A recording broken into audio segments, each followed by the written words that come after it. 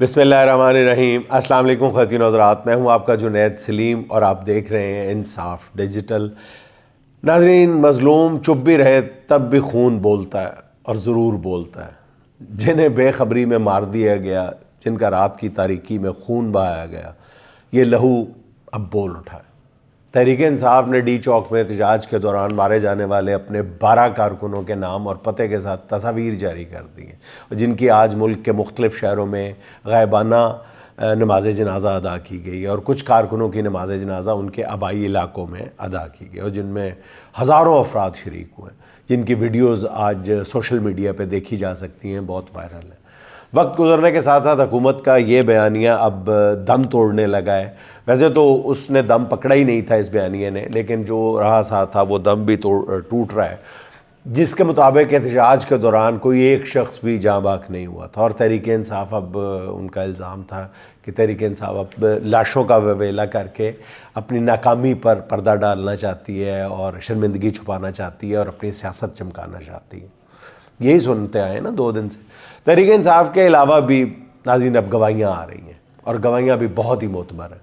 سابق وزیر اعظم شاہد خاقان عباسی کا کہنا ہے کہ پی ٹی آئی کے احتجاج کے دوران 3 مرنے والوں کو وہ ذاتی حیثیت میں جانتے ہیں، جن کے جنازے ہوئے ہیں۔ عباسی صاحب کا کہنا ہے کہ حکومت نے رات کی تاریکی میں سیدھی گولیاں چلائی ہیں، اب حکومت سینہ زوری کر رہی ہے۔ اور تو اور بی بی سی کی رپورٹ اس سے بھی زیادہ تشویشناک ہے، جس میں پیمز کے ایک ڈاکٹر کے حوالے سے بتایا گیا ہے کہ 25 اور 26 نومبر کی رات جتنی سرجریاں کرنی پڑی، ایسا اس سے پہلے کبھی نہیں ہوا۔ اور بی بی سی کی اس رپورٹ کے مطابق اس رات 55 ایسے لوگ پیمز لائے گئے جنہیں گولیاں لگی ہوئی تھیں، ربر بلٹس نہیں، گولیاں لگی ہوئی تھیں۔ اور ڈاکٹرز کے مطابق گولیاں لگنے سے بعض لوگ اتنے زخمی تھے کہ انہیں انستھیزیا دینے کا بھی وقت نہیں تھا، اور اس رات ایک بستر پر پڑے 2 زخمیوں کی سرجری کرنا پڑی۔ بی بی سی کی اس رپورٹ نے حکومتی بیانیے کی دھجیاں اڑا کے رکھ دی، ننگا کر کے رکھ دیا۔ اچھا، بی بی سی کی اس رپورٹ کو پورا عالمی میڈیا اب رپورٹ کر رہا ہے۔ برطانوی اخبار گارڈین لکھتا ہے کہ پیمز کے ایک ڈاکٹر نے بتایا کہ اموات کو چھپانے کی کوشش کی گئی ہے، تمام جاں بحق اور زخمی افراد کا ریکارڈ حکومت نے ضبط کر لیا ہے، اور ڈاکٹرز کو کسی سے بات کرنے کی اجازت نہیں ہے۔ اعلیٰ حکومتی جو افسران ہیں وہ ہاسپٹلز کا دورہ کر رہے ہیں تاکہ ریکارڈ چھپایا جا سکے۔ یہ میں نہیں کہہ رہا، یہ عالمی ذرائع ابلاغ کہہ رہے ہیں، یہ گارڈین کہہ رہا ہے۔ ان رپورٹ سے اب گھبرائی حکومت نے جس طرح سینئر صحافی مطیع اللہ جان کو گرفتار کیا اور ان پر جن بیہودہ اور جعلی الزامات کے تحت، بلکہ مذاق خیز الزامات کے تحت ایف آئی آر درج کی ہے، اس سے میرا خیال پتہ چلتا ہے کہ حکومتی کیمپ میں بہت زیادہ پریشانی اور بکھلاہٹ ہے، اور معاملات پر ان کی گرفت جو ہے وہ کسی طور بھی یہ نہیں کہا جا سکتا کہ وہ مضبوط گرفت ہے۔ نون لیگی قیادت اور شریف خاندان، ناظرین، جن کے ماتھے پر پہلے ہی ماڈل ٹاؤن کے شہداء کا خون ہے، اب ان کے دامن پہ خون کے نئے دھبے لگ گئے۔ میں حیران ہوں کہ حکومت نے پی ٹی آئی کے ساتھ ٹیکنالوجی کے معاملے پہ بھی لڑائی مول لی۔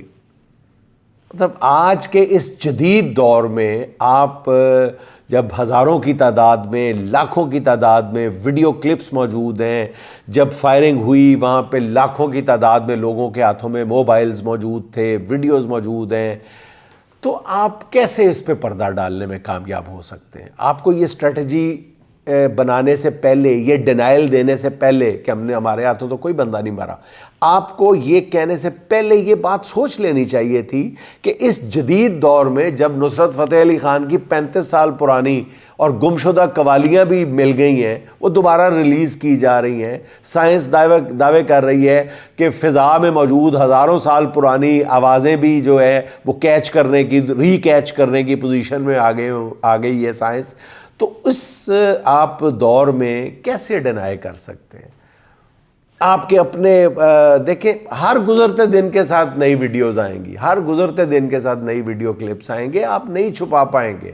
بیانیہ ابھی بھی بدل لیں، پھر شاید آپ کے لیے کوئی آسانی۔ آپ کہہ دیں کہ جناب کیا کہہ سکتے ہیں ویسے؟ یہی کہیں گے نا زیادہ زیادہ کہ جی پی ٹی آئی والے حملہ کرنے لگے تھے. اچھا وہ بھی آپ ثابت کرنا مشکل ہو جاتا ہے کہ جی پی ٹی آئی والے مسلح تھے, وہ بھی آپ ثابت نہیں کر سکتے. ایک ویڈیو کلپ ہے, میں کل بھی عرض کر چکا ہوں, آپ کے پاس صرف ایک ویڈیو کلپ ہے جس میں کچھ پراسرار قسم کے لوگوں نے کچھ بھی نہیں, عجیب و غریب سا ایک لباس پہنا ہوا ہے, اور وہ کر کیا رہے ہیں, وہ آنسو گیس والی پھینکنے والی جو گن ہے وہ ہے ان کے ہاتھ میں. بس فرض کریں اگر وہ ٹھیک بھی ہے تو, اور وہ کون لوگ ہیں کوئی نہیں کہا جا سکتا کہ وہ پی ٹی آئی کے لوگ ہیں, انہوں نے کوئی پی ٹی آئی کے پرچم پہنے ہوئے ہیں, انہوں نے کوئی مفلر پہنے ہوئے, کچھ نہیں کہا جا سکتا. تو وہ ایک ویڈیو آپ دکھاتے جا رہے ہیں. تو اس دور میں ناظرین گولی لگنے سے زخمی ہونے والوں کی فوٹیج اور ویڈیو کلپ جو ہیں وہ چھپے نہیں چھپائیں گے, مطلب ناممکن بات ہے. کیسے یہ ممکن ہے؟ میں تو میری پتہ نہیں کون مشورے دے رہا ہے, کیسے کن لوگوں سے مشاورت جاری ہے. تو یہ ایسی دقیانوسی سوچ کے خلاف میرا خیال ہے کہ اس کو جو کم عقلی نہیں حماقت ہی کہا جا سکتا ہے, علم سے دوری کا نتیجہ ہی کہا جا سکتا ہے. وہ جو خان صاحب کہا کرتے تھے کہ ایک تو ان کو پڑھے لکھے نہیں ہیں, وہی بات کہی جا سکتی ہے. اور پھر خون تو ویسے ہی نہیں چھپتا, اور اگر خون بھی ناحق بہایا ہو تو یہ تو بالکل ہی نہیں چھپتا, یہ تو چیختا ہے, یہ تو زمین پھاڑ دیتا ہے. تحریک انصاف ڈی چوک کے واقعے کے بعد بڑی احتیاط سے, ناظرین آپ کو یہ اطلاع دیتا چلوں, بڑی احتیاط سے, بڑی خاموشی سے, بے شک مطیع اللہ جان کو اریسٹ کر لیا گیا, اس کے باوجود بہت ہی احتیاط کے ساتھ تحریک انصاف کے قائدین جو ہیں, تحریک انصاف کے کارکنان جو ہیں, تحریک انصاف کے مختلف جو گروپس ہیں, وہ بہت احتیاط کے ساتھ سارا زخمیوں کا اور مرنے والوں کا ڈیٹا اکٹھا کر رہے ہیں, بہت احتیاط کے ساتھ. اس وقت جن 4 چیزوں کا ڈیٹا اکٹھا کیا جا رہا ہے ان میں احتجاج میں کتنے لوگ جان کی بازی ہار گئے, کتنے لوگ زخمی ہوئے, کتنے لوگ لاپتہ ہوئے, یہ جیسے جیسے تحقیقات آگے بڑھیں گی, شواہد کے ساتھ ڈیٹا جاری ہوگا, تو حکومت کے لیے حالات مزید مشکل سے مشکل تر ہوتے چلے جائیں گے. اچھا, ملک کے اس وقت جو کنٹرولڈ اور ہر طرح سے پنجے گاڑے ہوئے ہیں جس پہ سرکار نے میڈیا جو ہے, کنٹرولڈ الیکٹرانک میڈیا جو ہے, اس کو آپ دیکھ لیں, اس پہ بیٹھی ہوئی جو کٹ پتلیاں ہیں ان کو آپ دیکھ لیں, جنہیں حقیقی صحافت ترک کیے ہوئے میرا خیال اب برسوں بیت گئے. وہ حکمرانوں کی منشا کے مطابق سوال اٹھا رہے ہیں. سوال کیا اٹھا رہے ہیں؟ شرم آتی ہے. سوال یہ نہیں اٹھایا جا رہا کہ گولی کیوں ماری, سوال یہ اٹھایا جا رہا ہے ڈی چوک کرنے کیا گئے تھے. سوال تو یہ ناظرین یہ بنتا ہے نا کہ جن کا مینڈیٹ چھین لیا گیا ہے انہوں نے ڈی چوک نہیں جانا تھا تو کہاں جانا تھا؟ اقتدار کے ایوانوں پہ ہی جانا تھا نا. انہوں نے جن پر انصاف, اور ان پر انصاف کے دروازے بند کر دیے گئے تھے, وہ احتجاج کا جمہوری حق استعمال کرنے نکلے تھے تو ان پہ گولیاں چلا دی گئی. بے تحاشا مراعات لینے والے یہ جو بے چھاتا بردار قسم کے صحافی ہیں, اینکر ہیں, یہ سوال کر رہے ہیں کہ ڈی چوک جانے کا فیصلہ کس کا تھا؟ بھئی جس کا بھی تھا, عوام کا فیصلہ تھا, عوام کا دباؤ تھا, جنہوں نے ووٹ دیے تھے, جن کا مینڈیٹ آپ نے چوری کیا تھا, ان کا فیصلہ تھا. اور یار سوال تو یہ کرنا چاہیے کہ حکمرانوں نے نہتے عوام پہ گولی چلانے کا حکم کیوں دیا, کس نے دیا؟ یہ سوال ہی نہیں کو پوچھ رہا. ایک سوال مطلب بڑے چسکے لے کر پوچھا جا رہا ہے کہ اتنے بڑے دعوے کرنے والے ڈی چوک سے بھاگے کیوں؟ حالانکہ ان کا سوال تو یہ ہونا چاہیے تھا کہ گولیاں لگنے سے کتنے زخمی ہوئے, کتنے جان کی بازی ہار گئے, ان کا ڈیٹا کہاں ہے؟ مجھے بہت افسوس ہوا, میں نام لے دیتا ہوں, مجھے کوئی آر نہیں ہے نام لینے میں. طلعت حسین صاحب کو اگلے روز میں سن رہا تھا کہ باقاعدہ وہ ان سے جب سوال پوچھا گیا یہ وہاں پہ جاں باک ہونے والوں کے بارے میں, زخمی ہونے والوں کے بارے میں, اسٹریٹ فائرنگ کے بارے میں, تو کیا کلاسک جواب دیا انہوں نے. ایک لفظ آپ بھی ناظرین کی تلاش کر کے وہ سن کے دیکھ لیں, ایک لفظ نہیں سمجھ آتا طلعت صاحب کہنا کیا چاہ رہے ہیں. وہ مان جاؤ یار,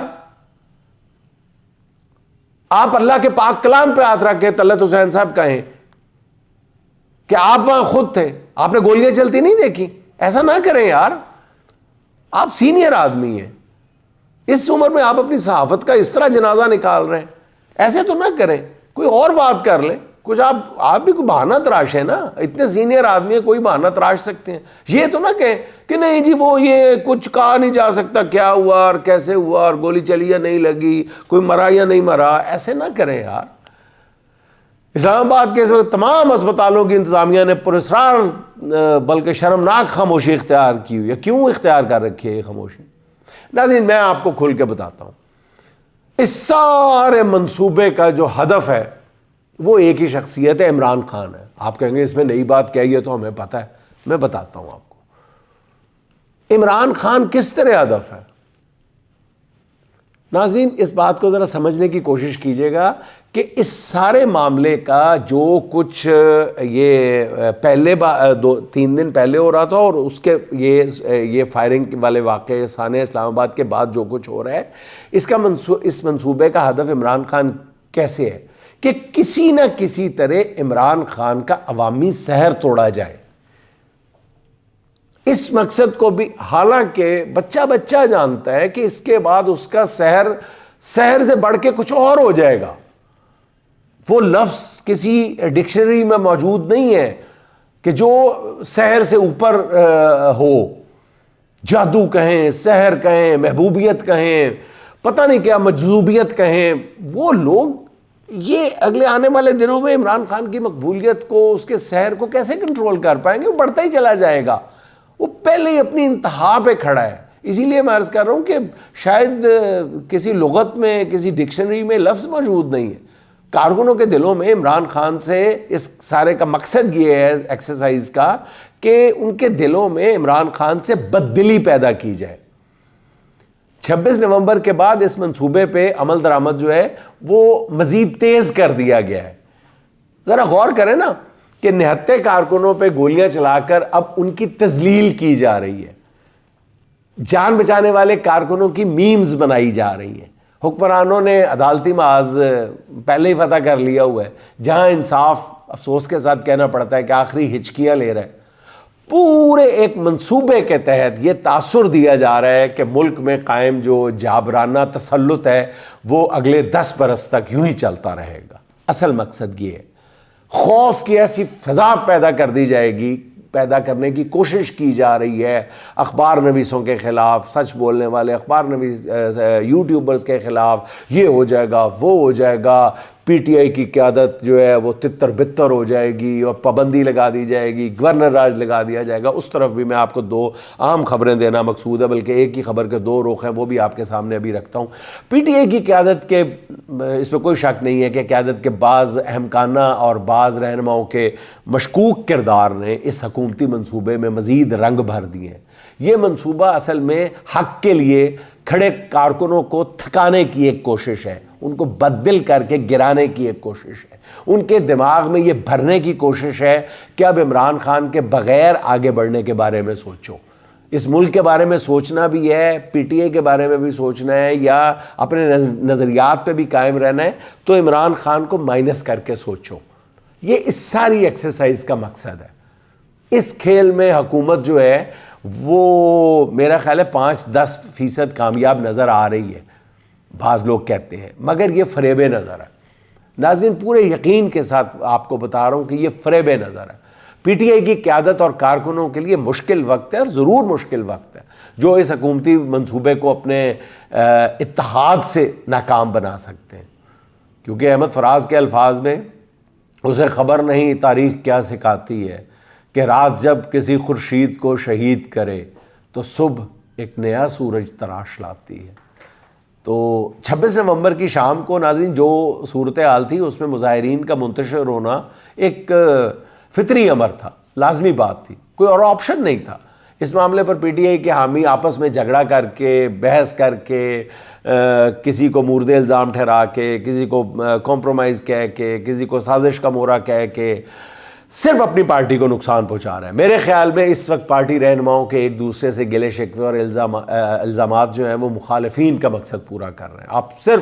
آپ نون لیگ کے آپ پرپز کو سرو کریں گے.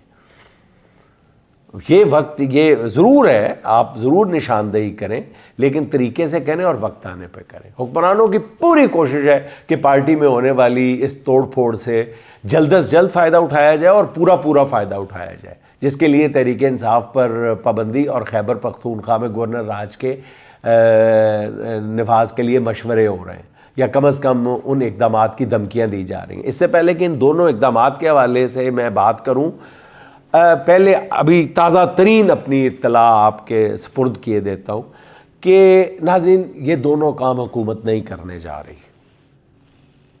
ناظرین یہ دونوں کام حکومت نہیں کرنے جا رہی، نہ تو گورنر راج کے پی میں نافذ کرنے جا رہی ہے، نہ پی ٹی آئی پر پابندی لگنے جا رہی ہے، نہ لگانے جا رہی ہے حکومت۔ اس کا بھی مقصد صرف ایک ہے کہ اس توڑ پھوڑ کے عمل کو، بددلی کے عمل کو ایک سازش کے تحت مزید تیز سے تیز تر کر دیا جائے۔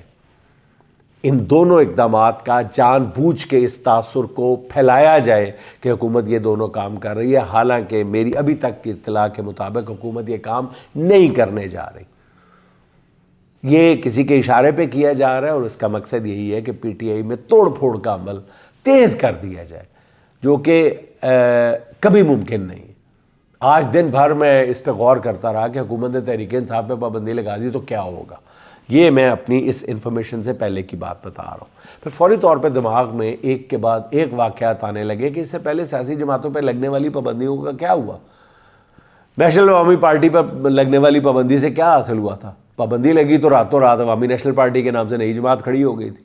عوام نیب، حالانکہ نیب جو تھی وہ چھوٹی جماعت تھی، صرف کے پی کی جماعت کو وہاں پہ ایک مخصوص طبقہ ہی اس جماعت کے ہمدردوں میں شامل تھا، اگر آپ کو یاد ہو تو۔ پابندی اس جماعت کا کچھ بھی نہیں بگاڑ سکی تھی، چھوٹی جماعت کا، ایک صوبے کی چھوٹی سی جماعت کا کچھ نہیں بگاڑ سکی تھی۔ تو پی ٹی آئی کا کیا بگاڑ لے گی، جو ملک کے 80% عوام کی نمائندہ جماعت ہے، جس نے عام انتخابات میں 180 سے زیادہ نشستیں حاصل کی ہوئی ہیں، جو تمام تر دھاندلیوں، جبر اور ظلم کے باوجود پارلیمنٹ کی سب سے بڑی جماعت بن کے ابھری تھی، اس پہ پابندی لگی ناظرین، تو یہ ایک ایسی بین الاقوامی خبر بنے گی، ایسا خوفناک رد عمل آئے گا کہ حکمرانوں کے کانوں سے دھواں نکلے گا۔ سب سے بڑھ کر یہ کہ پابندی لگی تو پارٹی کے اندرونی اختلافات دنوں نہیں لمحوں میں ختم ہو جائیں گے۔ حکومتی ایوانوں میں پھر دوسری یہ جو آج اڑائی جا رہی ہے کہ جی کے پی میں گورنر راج لگانے کے لیے مشورے جاری ہیں، آج ہی ذرائع سے باقاعدہ یہ خبر اہتمام کے ساتھ چلوائی گئی۔ مقصد کیا؟ وہی خوف پیدا کرنا، تتر پتر کر کے رکھ دو، اڑا کے رکھ دو۔ وفاقی کابینہ کی اکثریت نے کے پی میں گورنر راج لگانے کی حمایت کر دی ہے، پیپلز پارٹی نہیں مان رہی، وہ مان جائے گی، وہ یہ کرے گی، وہ کرے گی، سب بکواس ہے۔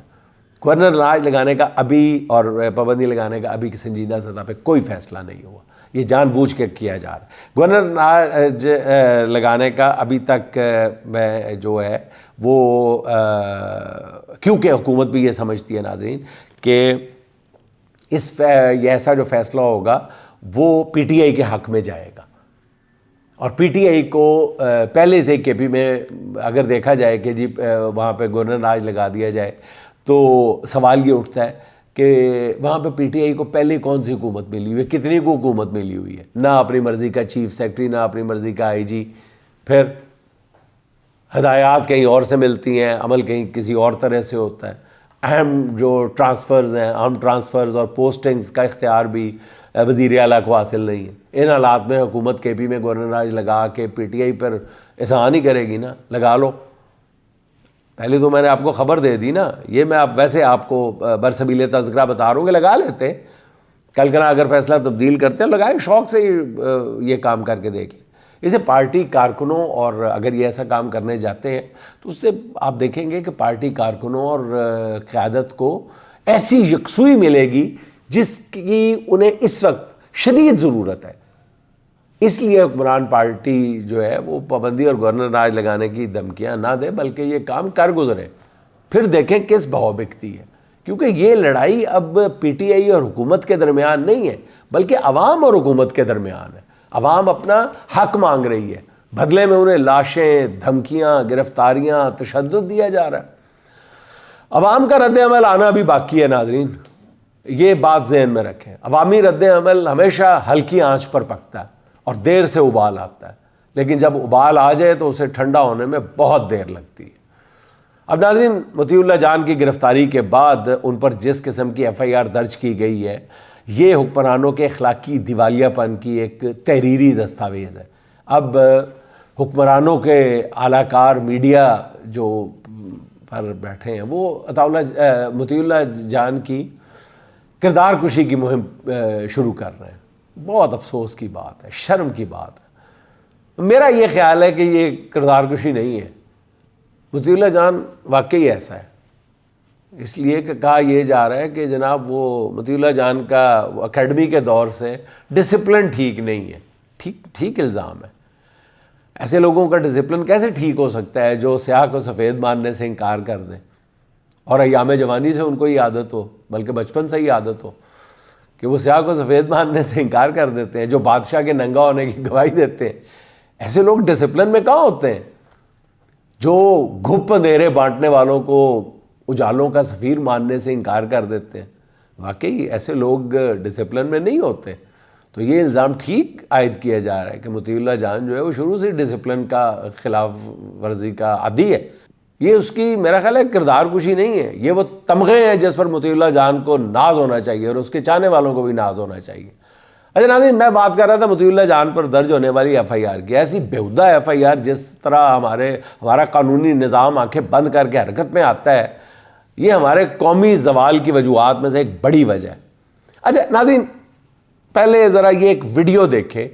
اس ویڈیو میں اعزاز سید صاحب سرکاری پروسیکیوٹر سے جو مطیع اللہ جان کے بارے میں ایف آئی آر ہے اس کے بارے میں سوال کر رہے ہیں. ذرا پہلے یہ ایک لمحے کے لیے ویڈیو دیکھیے ذرا.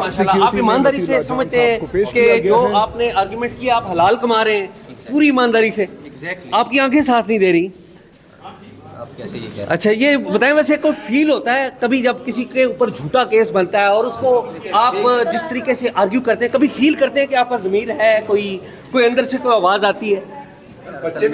بیسیکلی ہم تو اس طرح اسٹیٹمنٹ نہیں جائیں گے، ابھی آرڈر آ جاتے ہیں آپ اس کو دیکھیں. نہیں، لیکن آپ کا ضمیر یہی کہتا ہے. یہ دیکھیں ناظرین، اب مجھے یہ خیال آ رہا ہے کہ جس طرح اعزاز سید نے پروسیکیوٹر سے سوال کیا ہے کہ جو ایف آئی آر مطیع اللہ جان کے خلاف دی گئی ہے اس پر آپ کا ضمیر مطمئن ہے، کیا آپ حلفیہ کہہ سکتے ہیں کہ اس میں لکھے گئے الزامات بالکل ٹھیک ہیں؟ لیکن دیکھیں پروسیکیوٹر آنکھیں چرا رہا ہے، وہ سوال کا جواب دینے کی بجائے وہاں سے فرار چاہتا ہے. ناظرین، میں سوچتا ہوں ہمارے معاشرے میں جس کے پاس بھی اختیار اور اقتدار ہے، کیا وہ حلفیہ اللہ کے پاک کلام پر ہاتھ رکھ کے یہ کہہ سکتا ہے کہ وہ جو کچھ کر رہا ہے وہ ٹھیک کر رہا ہے؟ میں سوچتا ہوں کہ یہی سوال میزان عدل کے محافظ ججز سے بھی کیا جانا چاہیے کہ کیا وہ فیصلے جو فیصلے وہ کر رہے ہیں ان تمام فیصلوں پر ان کا ضمیر مطمئن ہے؟ کیا ججز قرآن پاک پہ ہاتھ رکھ کے کہہ سکتے ہیں کہ ان کا ہر فیصلہ انصاف کے پیمانوں پر پورا اترتا ہے، یا انہوں نے کوشش کی ہے، پوری کوشش کی ہے کہ وہ انصاف کر سکے؟ کیا ججز کہہ سکتے ہیں ان کے فیصلوں سے تعصب کی بو نہیں آتی؟ سب کو سوال کرنا چاہیے. شاید اسی طرح سے اس بے قرار معاشرے کو کچھ قرار نصیب ہو سکے. نعیم زرار صاحب کے چند اشعار سن لیں. جیت زخمی ہے، ہار زخمی ہے، جیت زخمی ہے، ہار زخمی ہے، دونوں کا اعتبار زخمی ہے، دونوں کا اعتبار زخمی ہے. زرد رو پھول ہیں امیدوں کے، زرد رو پھول ہیں امیدوں کے، اب کہ اپنی بہار زخمی ہے، اب کہ اپنی بہار زخمی ہے. آسماں پوچھتا ہے تاروں سے، آسماں پوچھتا ہے تاروں سے، کیوں رخ عرض یار زخمی ہے، کیوں رخ عرض یار زخمی ہے. برسرے اقتدار کے ہاتھوں، برسرے اقتدار کے ہاتھوں، مسند اقتدار زخمی ہے، برسرے اقتدار کے ہاتھوں، مسند اقتدار زخمی ہے. آج لفظوں سے خون ٹپکتا ہے، آج لفظوں سے خون ٹپکتا ہے، آج نغمہ نگار زخمی ہے، آج لفظوں سے خون ٹپکتا ہے، آج نغمہ نگار زخمی ہے. ناظرین خوش رہیں، خوش رکھیں. آپ سے ملاقات ہوگی انشاءاللہ اگلے ولاگ میں. اللہ حافظ.